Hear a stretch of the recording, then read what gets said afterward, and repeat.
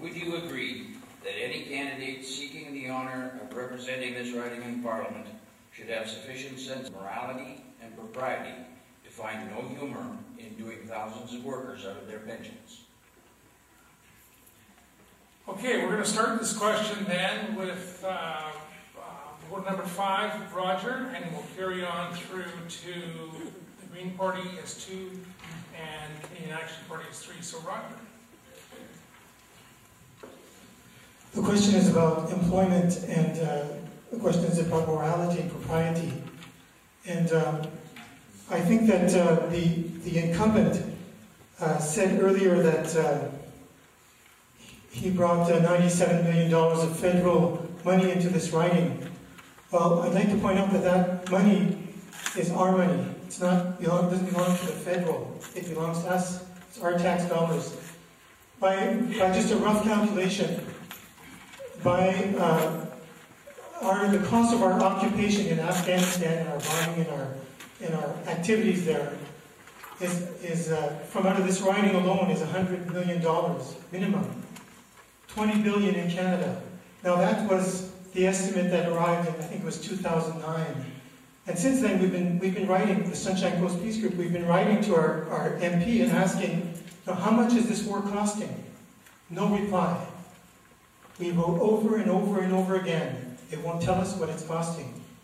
And then we wrote and we asked, how many civilian casualties are being inflicted? And what is the number and nature of military casualties on the Canadian side? We got a response saying, we don't count the casualties. We don't count the civilian casualties inflicted by Canadian forces. So we wrote back and we said, well, if you don't count the casualties, how can you be sure that you're getting towards, you're achieving your goal of, your stated goal of reducing civilian casualties as much as possible? So they wrote back and said, well, we do compensate families that have been affected. So we wrote back again and said, how many families have you compensated? No answer. So they're not telling us how much it's going to cost. They're not telling us how many civilian casualties they're inflicting. They're deliberately keeping this information from us. And the amount of money that we're spending there would create an immense number of jobs here. And that's why this the question that was just asked is so important. Thank you.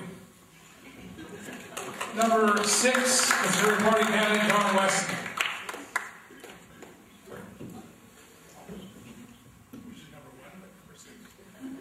Thank you. Well, the question is certainly relevant because we have mills here and on the Sunshine Coast, mills where jobs are critical, and I've been working with the community to do what we can to protect those jobs. We've seen over $13 million come to Catalyst in recent months because of great work on behalf of the community, work that has helped me persuade people in Ottawa that this is a community that needs to be protected.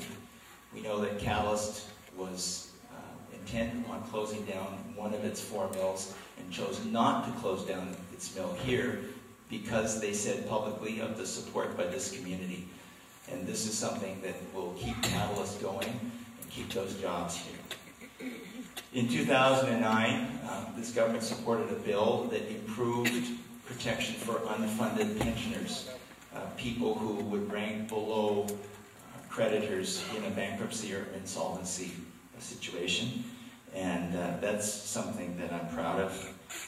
The question relates, I think, to Nortel and to other companies where pensioners have gone and been shut out of the situation.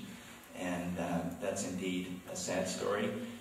And happily, if our economy continues in the way it's rebounding, we will see less and less of those situations here in Canada. Thank you for the question. Thank you, John. So go to number 5 then, Terry Platt, New Democratic Party of Canada. Morality, integrity, it all comes down to ethics. Sometimes what you want to do isn't always the right thing. And so you have to put your own feelings aside. And you have to live your life in a moral way. And morality is more than what goes on behind four walls. It's how you deal with people. It's putting their needs ahead of yours. It's putting their wants, sometimes ahead of your own needs. Sometimes it's very hard, but you do what you can because you have to serve the people who decided that they wanted you. Mr. Layton has a plan, part of his platform, that if a company is going bankrupt, is going under, the people who worked for that company, they are first in line as the creditors, and they would be the first in line to get paid.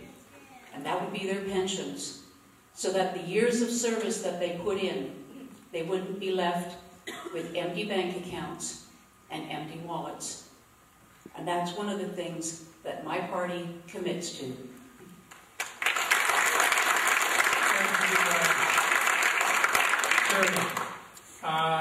We need, sorry, I'm losing my place here. Doug Hart, please.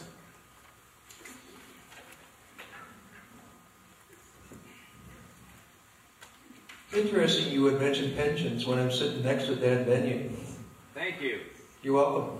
I need to talk about the North Country now and what happened in the years around 2003 with Skeena Cellulose and many sawmills. Mr. Benyon was involved in buying companies out and trying to make them work. And while that was happening, a bunch of equipment was disappearing, probably pension money.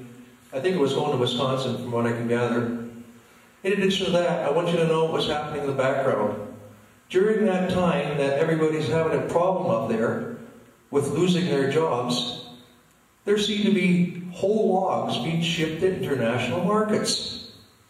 Now, I don't know where they went to, Asia or they went to the United States, but I do know that there was 50 log trucks per day shipping internationally.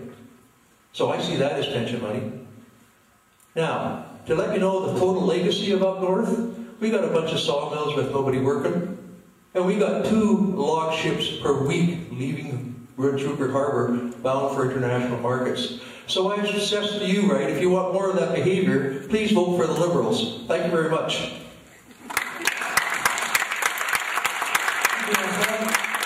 And Liberal Party of Canada, Dan Benyon. Beignet. I have trouble with that one. I don't know. My name's DeVita. I thought it was DeVito. DeVita. Of life. At the last debate, by the way, it was called Dan Platt. So this is way better. I'm getting the V and the Z somewhere in there where they should be. It's also way better because it's a coalition at work, the evil coalition at work.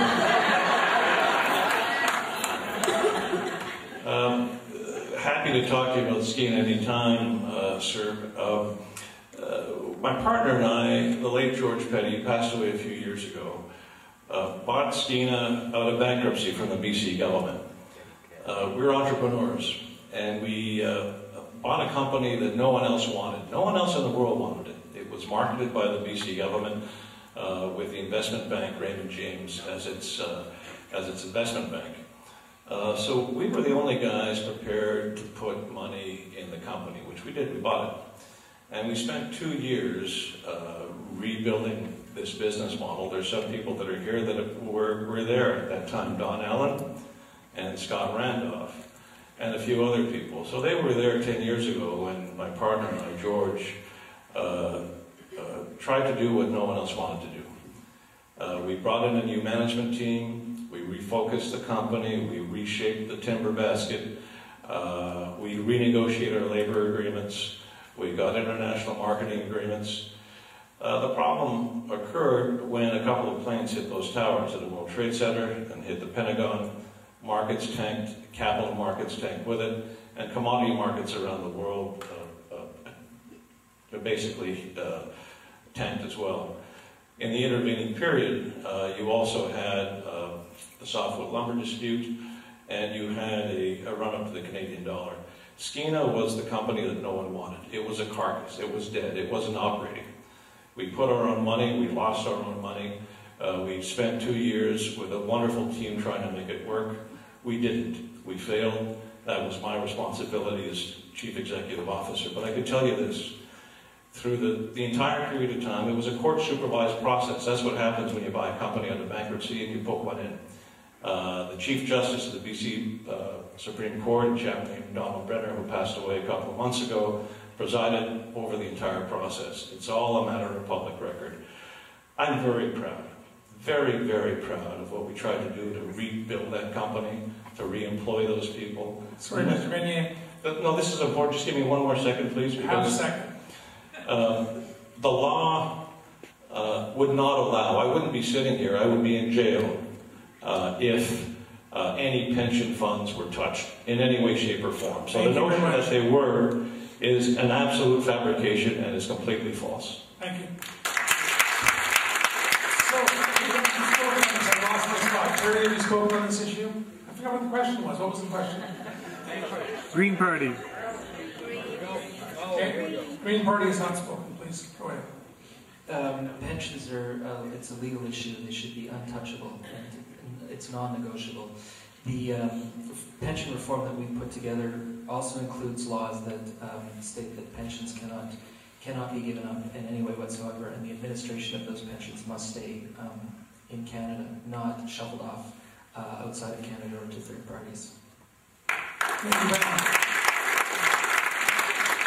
So the next question is here, please, and phrased in the form of a question.